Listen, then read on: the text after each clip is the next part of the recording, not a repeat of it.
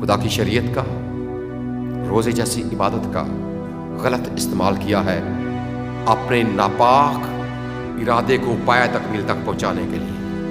کہیں ہمارے اندر بھی کوئی ایسی بات تو نہیں؟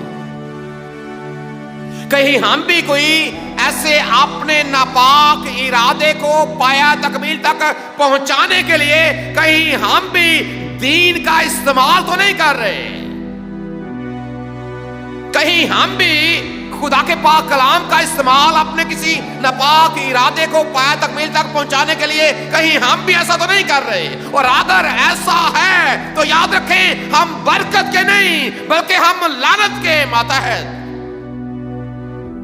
شاید دنیا کی نظر میں جو اس نے ایک منصوبہ بنایا کہ دنیا سمجھے گی کہ واقعی اس نبوت نے جو ہے وہ خدا پر اور بادشاہ پر لعنت کی ہے اور اسے سنسار کیا، دنیا کی نظر میں وہ واقعی مجرم ہے۔